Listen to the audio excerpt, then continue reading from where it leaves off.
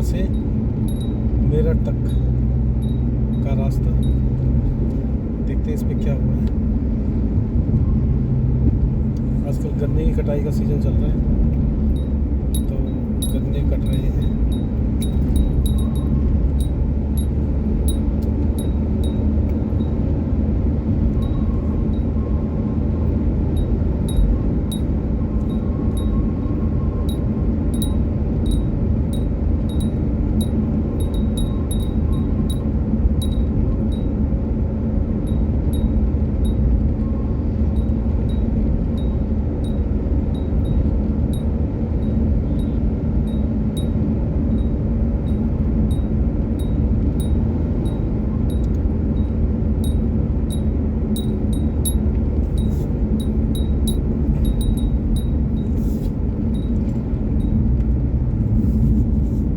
यहाँ से construction work चालू है।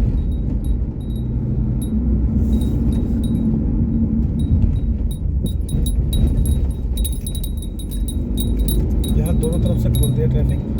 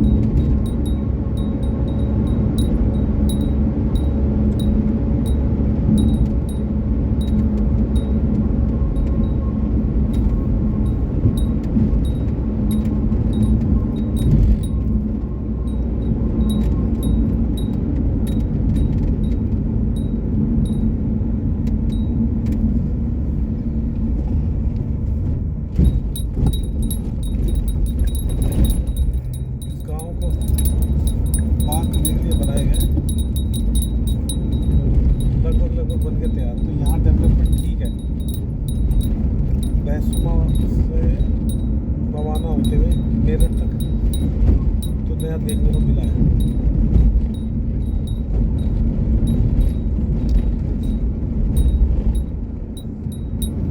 ये वाला कस्बा जो है बाईपास हो जाएगा कुछ ही दिनों में लगता है। यहाँ एक नहर पे पुल बन रहा है, वो भी लगता है बन कंप्लीट हो रहा है काम।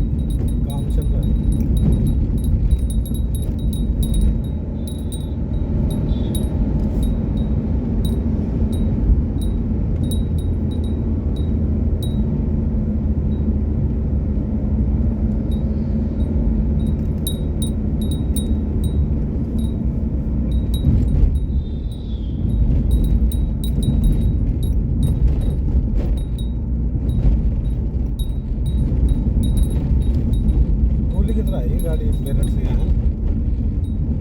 टाइम लगेगा नहीं ज़्यादा होपफुली। ये शायद गन्ने का ट्रक गिर गया था, क्या था पता नहीं।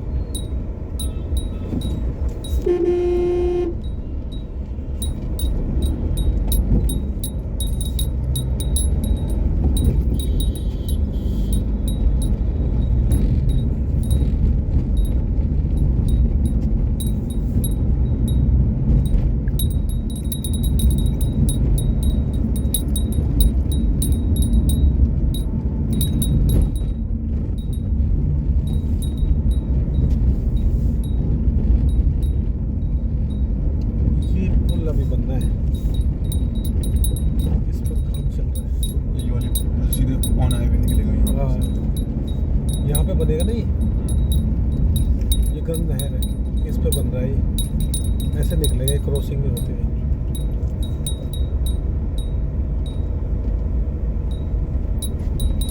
उधर जाएगा ये वहाँ।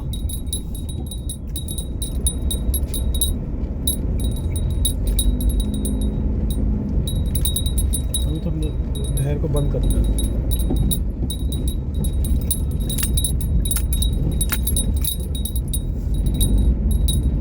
तो काम में फ़र्क दिखाई दिया है, इस वाले हिस्से में काम में फ़र्क दिखाई दिया। काम चल रहा है बढ़िया।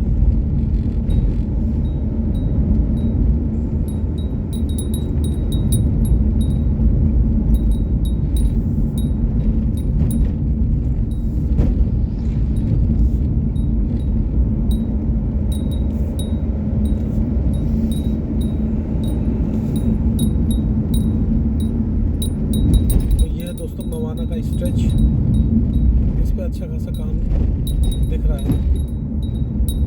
और यहाँ भी एक लाइन जो ये है जिस पे हम चल रहे हैं बन चुकी है, दूसरी लाइन भी तैयार है, दोनों लाइनें बनी हुई हैं।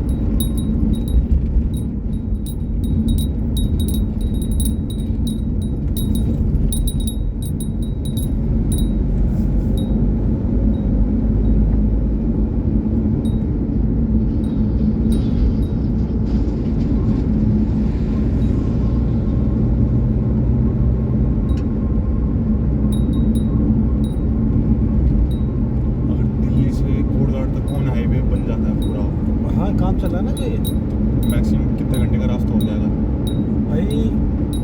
दिल्ली से कोटद्वार 210-12 किलोमीटर है। अगर 100 की स्पीड से आदमी चलता है तो 2-2.5 घंटे में पहुंच जाएगा। अभी तो कितने लगते हैं? अभी तो 6 घंटे लगते हैं। 4 घंटे का फ़र्क हो जाएगा, बहुत मतलब है ना, बहुत ज़्यादा फ़र्क हो जाएगा। यानी अब जैसे हम दिल्ली रहते हैं, गांव भी रहते हैं, दोनों तरह है ना, तो उतरे कोटद्वार से 2 घंटे में दिल्ली पहुंचे। तो 5 दिन काम करा, 2 दिन अपने गांव आ गए हैं, तो पता भी नहीं चलेगा। टाइम लगेगा ऑन हाईवे बनने में। हाँ, फ्राइडे इवनिंग को चले गए, सैटरडे संडे घर बिताया, मंडे सुबह 6 बजे निकले, 8 बजे दिल्ली। 9 बजे दिल्ली है, अपने काम पे चले गए। बंदा 2 दिन अपना घर गुजार सकता है। तो जो ये इसी चीज़ को मुझे मोटिवेट करना है कि जो पहाड़ी लोग हैं जो कभी घर नहीं आए, उनको ये दिखाएंगे जीते हुए कि भाई देखो फ्राइडे काम करा है। और फिर वो लोग जो घूमने आना चाहते हैं, है ना, जिनके पास लंबी दूरी पहाड़ देखना चाहते हैं लेकिन इतना खर्चा नहीं है, इतना टाइम नहीं है, 2 घंटे में यार 2 घंटे में पहाड़ पे पहुंच गए, है ना। ऐसे दिल्ली के आसपास कोई ऐसी जगह ही नहीं है जो 2 घंटे में आप हिमालय में पहुंच जाओ। ये चीज़ करके दिखानी है। और मतलब पहाड़ के लोगों को ना टूरिज्म की तरफ घुमाना होगा अपने आप को, क्योंकि वहाँ खेती तो हो नहीं सकती अब। मतलब टूरिज्म की तरफ घुमा दो। गवर्नमेंट की तो सोच है पर गवर्नमेंट इतनी हेल्प नहीं करती। गवर्नमेंट पोस्टर में दिखाती है कि हमने इतने लोगों की मदद करी, इतना ये करा, सारा हमें नहीं दिखता कहीं भी।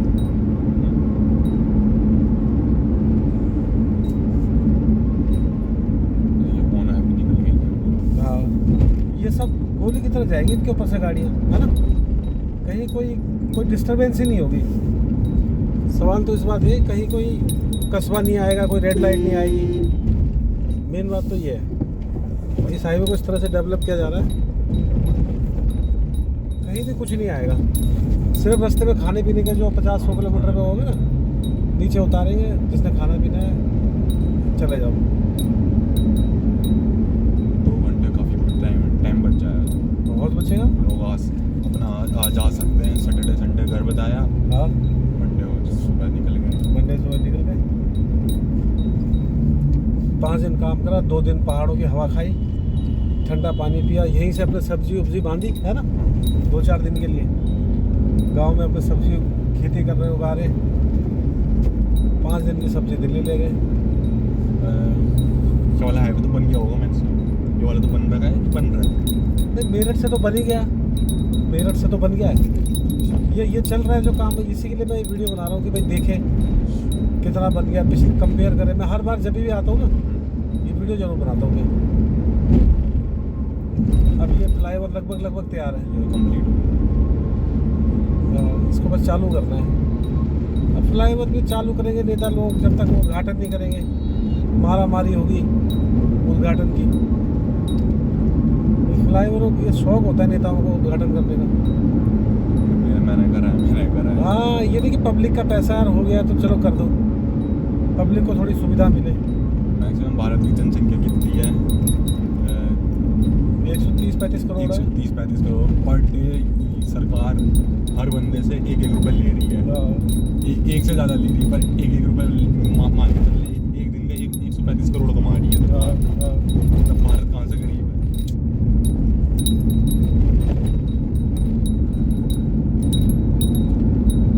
मैं वही बात करता हूँ एक्चुअल में।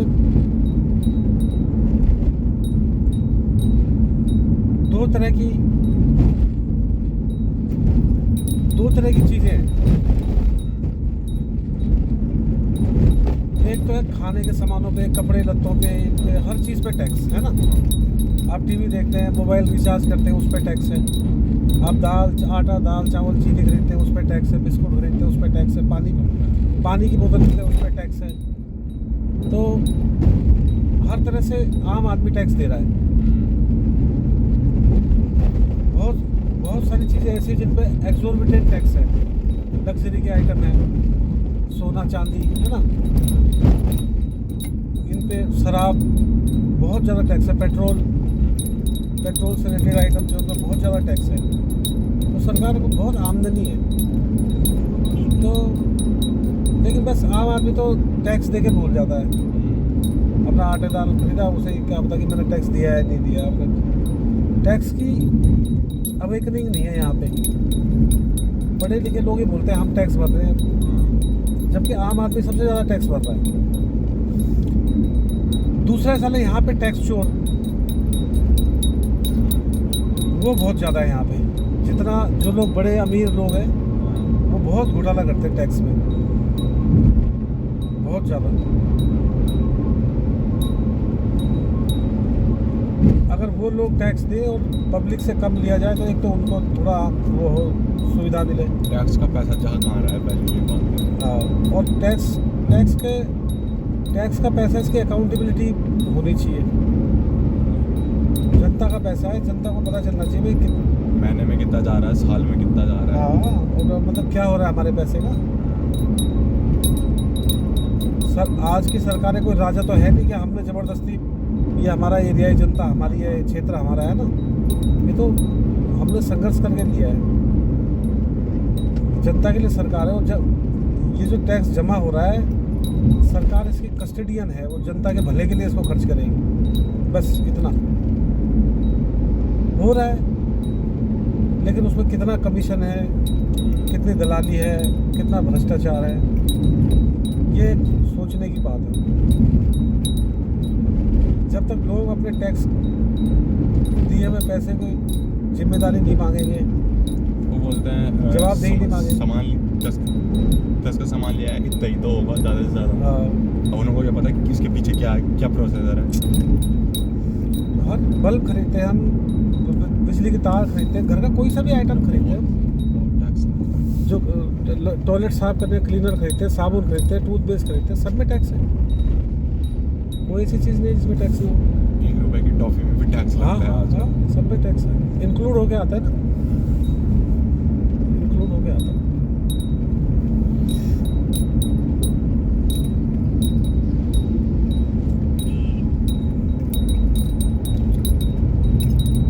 एक तो वो टैक्स हम दे रहे हैं, है ना। दूसरा कई ऐसी चीज़ें जो लोग डुप्लीकेट बनाते हैं। हम टॉफ़ियों के खाने पीने की चीज़ों की बात करें, जो साला डुप्लीकेट बना रहा है वो टैक्स चोर है। वही तो है, वो अप्रूव नहीं कराता, एक्साइज GST नहीं देता। वो लोग बहुत हैं और वो बहुत बड़ा चूना लगा रहे हैं देश को। अगर जिसकी टैक्स की लायबिलिटी बनती है वो समय से पूरा करे, जैसे बाहर यूरोपियन कंट्रीज़ में होता है, तो वो बंदा फिर कहेगा यार मैं इतना टैक्स जमा कर रहा हूँ, हमारे टैक्स का क्या हो रहा है ना, बोलेगा नहीं।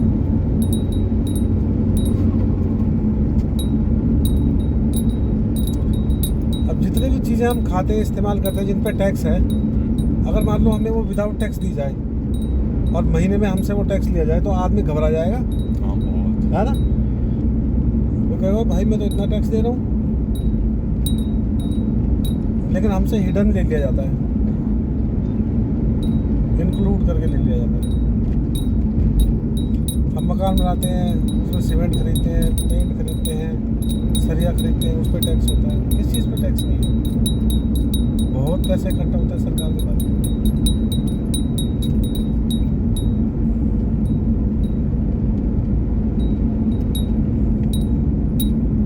इस मामले में अदर कंट्री काफ़ी वो है। यूरोपियन कंट्री में टैक्स चुराना बड़ा मुश्किल है। एक्चुअली टैक्स चुराना और टैक्स की प्लानिंग, टैक्स सेविंग करना दो अलग बातें हैं। आप देश के कानूनों के हिसाब से अपनी टैक्स प्लानिंग कर सकते हो। तो वहाँ का ऐसा ना, तुम जितना पैसा लगा रहे हो वो पैसा दिख रहा है कि मैंने इस जगह लगा रखा है। हाँ, नहीं यूरोपियन कंट्री में बहुत हल्ला मचाते हो कि हमारे टैक्स का पैसा है। पब्लिक बहुत हल्ला मचाती है।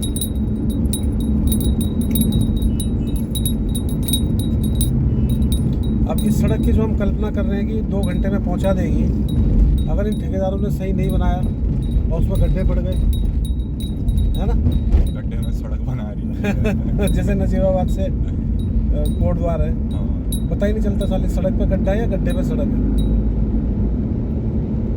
और वो खैर है तो यूपी का हिस्सा, लेकिन आदित्यनाथ जी का भी तो घर वहीं से जाना होता है। वो नहीं जाते तो उनके परिवार रिश्तेदार वाले जाते हैं, है ना। उत्तराखंड के हैं आदित्यनाथ। अरे यार, और क्या, उनका तो हमारा गांव और उनका गांव साथ में टच है। जयगांव के बीच तो थे, उसके बाद उनके दादाजी वहाँ चले गए थे पंचो। जयगांव के तो है। वो मतलब हमारे ठीक गांव आते हैं उनके रिश्तेदार, तो मतलब। और इधर क्या कहते हैं, कोट द्वार जो कॉन्स्टिट्यूंसी है वो खंडोड़ी जी की है। वो लोग जोर लगा रहे हैं, लेकिन मतलब कैसे यार, 15-20 सालों से देख रहा हूँ मैं, इसकी बात उठती है लेकिन कुछ काम नहीं होता उस पर। थोड़ा सा जब हंगामा मचता है तो उसको खड्डे भर देते हैं, है ना। लास्ट में जब आते हैं वोट की बारी आती है तब दिखते हैं। हाँ कि हाँ भाई इतना ये कराया है, ये हाँ। वादे होते हैं कि हम ये कराएंगे ये कराएंगे।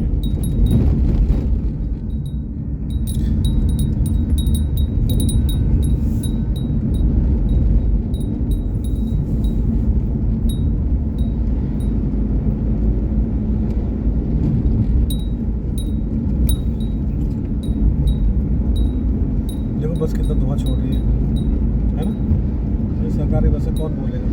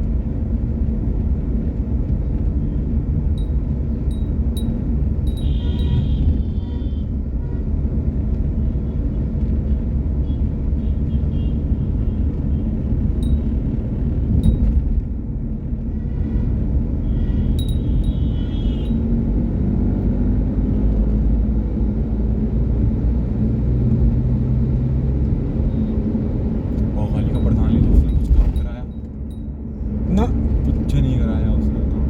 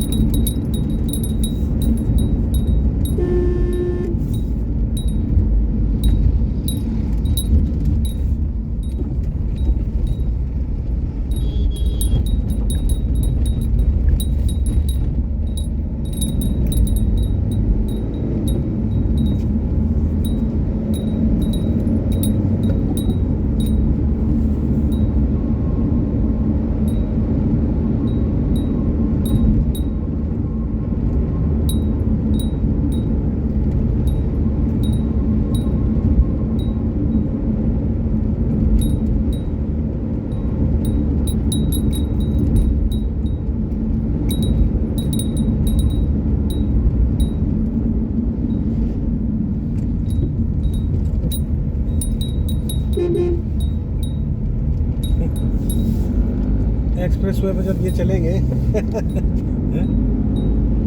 तो एक्सीडेंट नहीं होंगे। बंदा पीछे से फुल 100 की स्पीड से आ रहा है ना, ये पैदल की चाल से चल रहे हैं।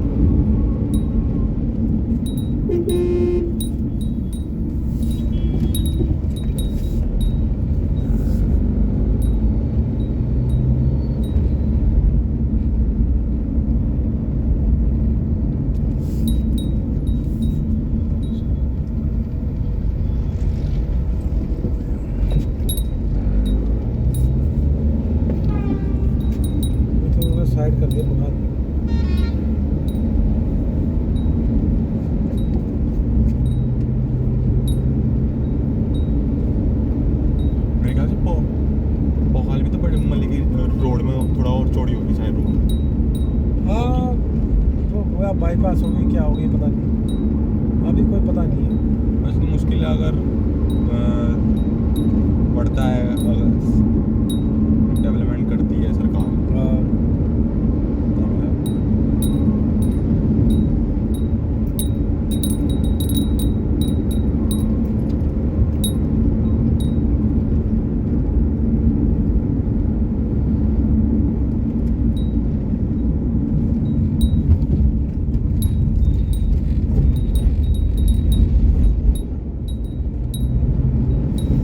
अभी तो जो 2 घंटे से पौड़ी बना ना, उस पर जहाँ भी गांव आए उन्होंने वो छेड़े नहीं है। हाँ, हाँ? कोई भी नहीं छेड़ा।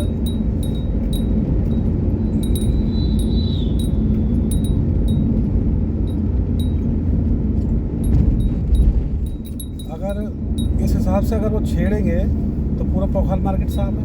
हाँ, तो साहब। हाँ?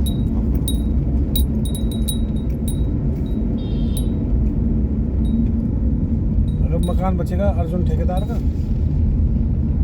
बाकी उससे पहले मकान रोड पे है ना, 2 मकान के ऊपर है। फिर ये जो 2 मकान नए बने फिर चाचा का।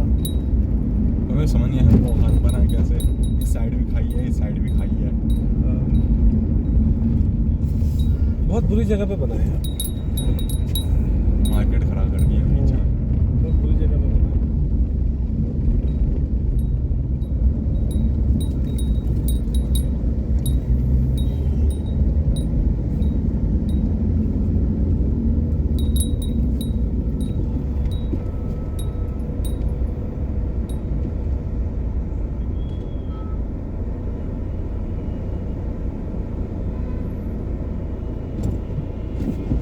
देखिए औरत इस बस के आगे से क्रॉस कर रही है ना, बहुत खतरनाक होता है क्योंकि जैसे बस के इधर सामने आएगी पीछे से गाड़ियाँ ना, इन लोगों को इतनी अकल होनी चाहिए।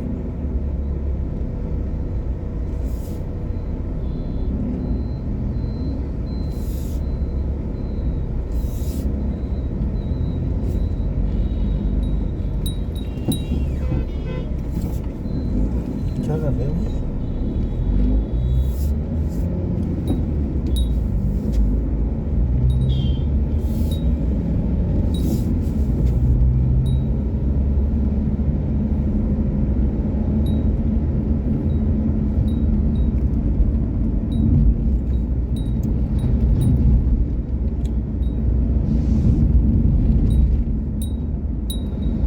पहले यहाँ पे एक छोटा पुल था इधर, ये उससे जाते थे, फिर ये पुल बना है बड़ा पुल, अब ये भी छोटा पड़ गया। अब और बनेगा यहाँ पे जो एक्सप्रेस वे के लिए बनेगा। अच्छा वो तो तोड़ दिया पुल, यहाँ पे पुल था ना, तोड़ दिया। अंग्रेजों के टाइम का पुल था।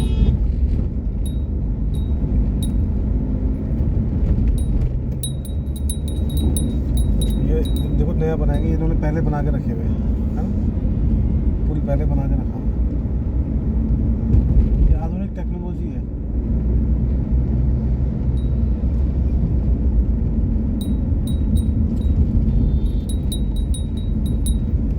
ये रोड है, इन्होंने उस पर गाड़ी खड़ी कर दी।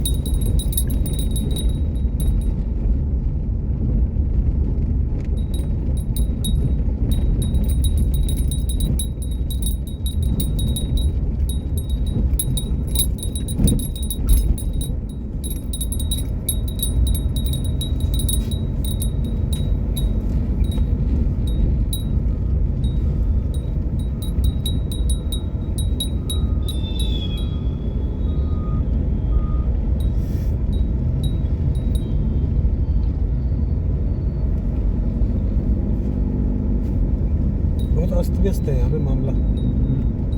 ये मंदिर आ गया रोड पे।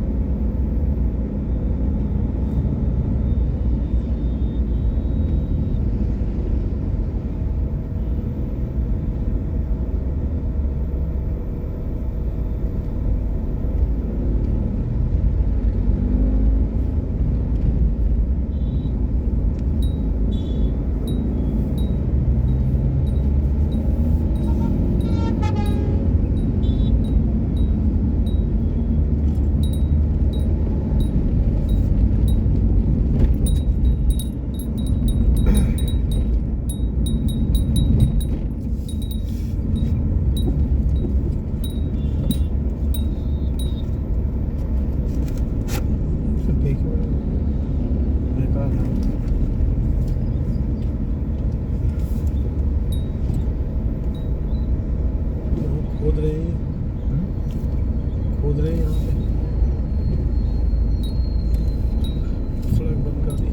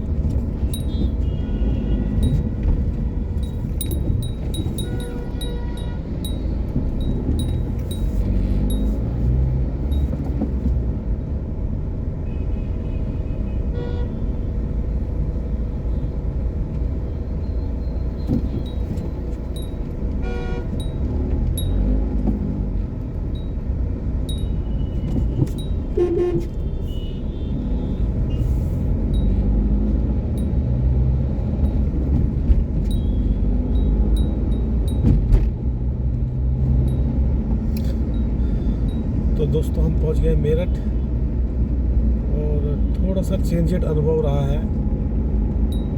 थोड़ा सा फ़र्क पड़ा है, बस ज़्यादा फर्क नहीं पड़ा है।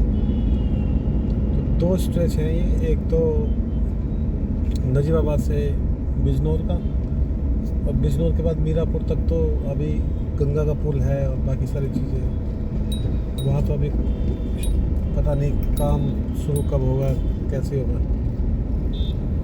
पर उम्मीद है उसके बाद मीरापुर से मेरठ तक तो अनुभव थोड़ा ठीक रहा, जल्दी आ गई। और जो 2-3 फ्लाईओवर है वो भी पूरे होने को हैं। तो उम्मीद है गर्मियों के बाद जब हम वहाँ जाएंगे तो मेरठ से और मीरापुर तक अच्छा खासा टाइम सेव होगा। ये थी हमारी जर्नी, आज का लॉगिन। पौड़ी मेरठ एक्सप्रेसवे का हाल आप लोगों ने देखा। इसके साथ ही मैं अब लॉग ऑफ करूँगा। आप सब लोगों से निवेदन है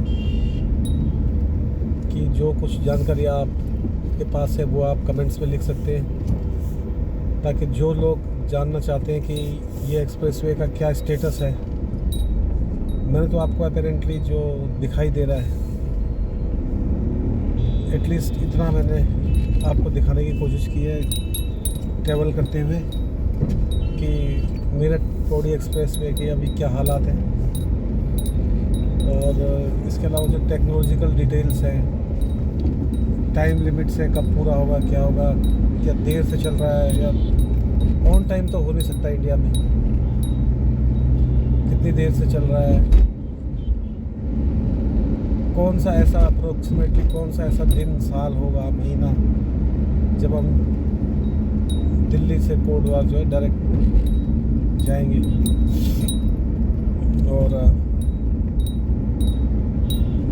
इसके साथ ही मैं ये भी कहना चाहूँगा कि मेरा रेसलिंग का चैनल है, देसी कुश्ती का चैनल है, कुश्ती खेल का चैनल है। कुश्ती खेल हमारी प्राचीनतम परंपराओं में से एक है, हज़ारों हजार साल पहले, और ये बहुत ही लोकप्रिय और पॉपुलर गेम था। दुर्भाग्य की बात है कि 1980 के बाद 80-84 के बाद जो है क्रिकेट ने बाकी सब खेलों को टेक ओवर कर लिया, और सारे नेता लोग और बॉलीवुड के लोग और क्रिकेट के लोग और बिजनेसमैन, इन लोगों ने मिलकर एक ऐसा कार्टेल बनाया, एक ऐसा माफिया बनाया कि जो हमारे पारंपरिक खेल थे उनको ख़त्म कर दिया।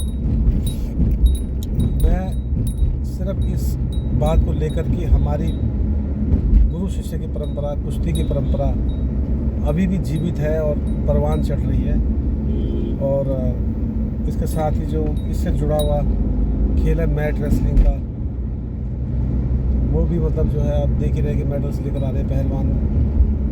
तो उसको लेकर के मेरा चैनल है, बहुत पुराना चैनल है जो मैंने बनाया था, और इस पर मैं कंटिन्यूसली वर्क करता हूँ। आप लोग जो लोग यहाँ पर आए हैं रोड का स्टेटस देखने, वो मेरे चैनल को एक्सप्लोर कर सकते हैं। उसका फ़ायदा ये है कि आप हेल्थ के प्रति आपको जागरूकता मिलेगी, मोटिवेशन मिलेगा, और इसको शेयर करके इन वीडियोस को आप और लोगों को भी जागरूक कर सकते हैं, और खेलों के प्रति रुझान पैदा कर सकते हैं। खेलों से हमारे आने वाली पीढ़ी का स्वास्थ्य ठीक रहेगा, नशे पत्ते से दूर रहेंगे। स्वास्थ्य ठीक रहेगा तो स्वस्थ शरीर में जो होता है, स्वस्थ दिमाग होता है, अच्छा शरीर रहेगा तो देश तंदुरुस्त रहेगा, तो देश की इकोनॉमी आगे बढ़ेगी, विकास की ओर बढ़ेगा। तो ये सब चीज़ें हैं। आप मेरे चैनल को सब्सक्राइब करिएगा, आपको प्रार्थना है, शेयर करिएगा इन वीडियोस को। आप सभी भाइयों का बहुत बहुत धन्यवाद। जय हिंद, जय भारत।